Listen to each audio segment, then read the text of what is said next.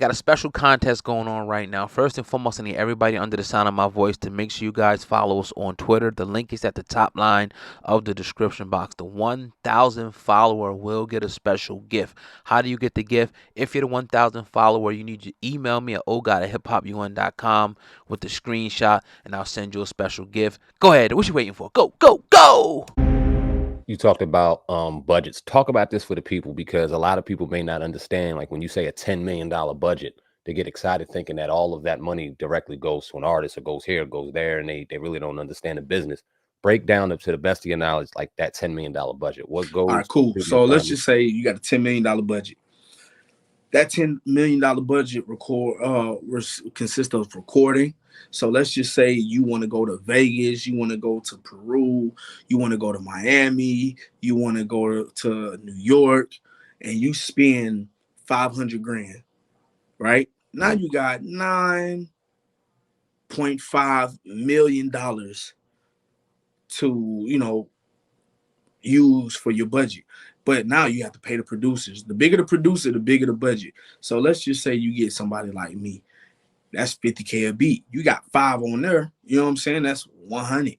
But that's just 3 songs. If you got 21 songs and you got somebody like Murder, you got Mustard, you got Zaytoven, you got Mike Lara, you got all of these guys. Now you probably spent, let's just say hypothetically, another 500K. Now you're down to 9 million, right? Then you got to get the record mixed.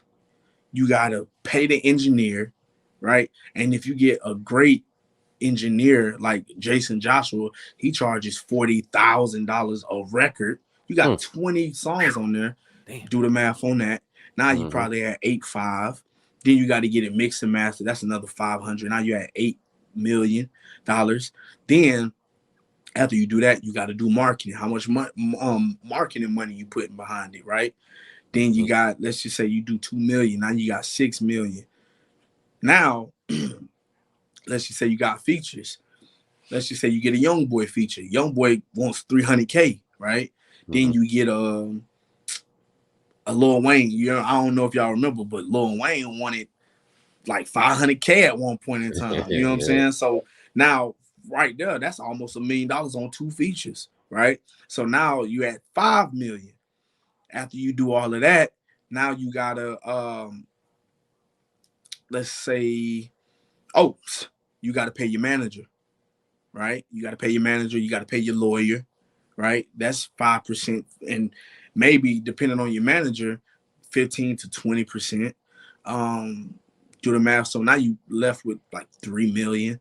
You know what I'm saying? So whatever, now you got a $3 million budget that's going in your pocket. That's for whatever else that's, not accounted for, but you still have to account for other things that, your travel expense. When you go out of there, you got to go to the studio, you got food, all of that stuff comes out of your security. All of that comes out of your budget for that one particular project. So that's why you see certain artists, they record with a core team, or they record at home. They have an at-home setup. So a lot of times when people have a $200,000 budget, they try to cut costs a lot. And that's when you hear the producer saying, bro, they try to lowball me with a $2,000 or $3,000 advance, because, they trying to keep as much money in that artist's pocket as possible. Right now, you broke that down. That's more so the record label, getting a deal. Kind of compare, contrast independence versus a deal. We talk about that a lot on the program. What would you prefer? What's better? Is one better than the other? Oh, I'm sorry. And you got to pay for your PR too. You got to pay the PR team. I forgot all about that. But the good thing about this, if we're going to, compare and have a little contrast with it, it's the same thing, but you just using all your money. So think about all of that, but you got to pay for it.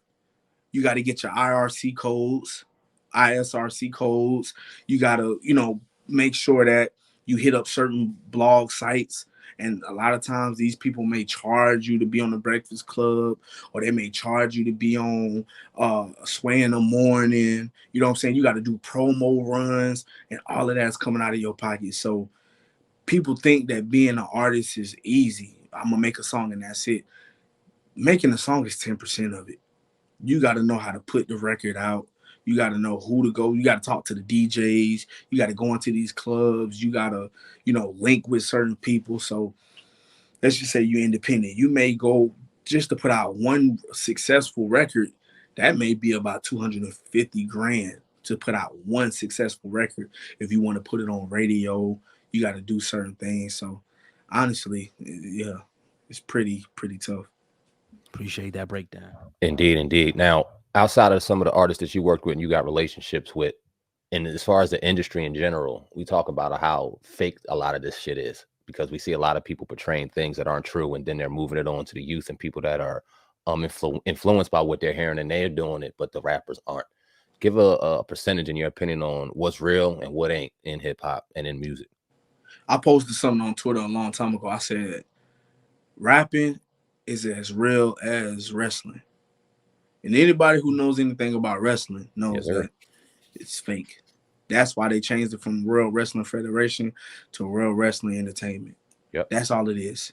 When you see perfect example, Drake and Meek Mill beef, right?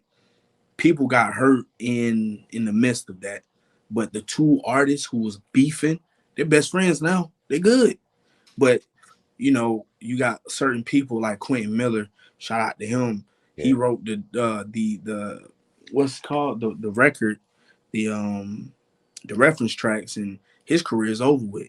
You know what I'm saying? So a lot of times you kind of gotta understand, like, rap is really entertainment. You know what I'm saying? Some people may be cool, they may bury the hatchet, and the next day they may be beefing with each other. Me personally, I don't really get into the politics of rap no more. You know what I'm saying? I kind of realized, like, let me not even, be in the middle of the beef no more. You know what I'm saying? I just do my part and I move out the way and live my personal life. Right now, with that being said, also, we had a few people, I think Jim Jones is one of them. Others said that rapping now is one of the most dangerous occupations out there, with people dropping like Dolph, Nipsey, all these people that died. Would you agree with that rap is very deadly at this point, very dangerous? Yes, 100%. And let me tell you why.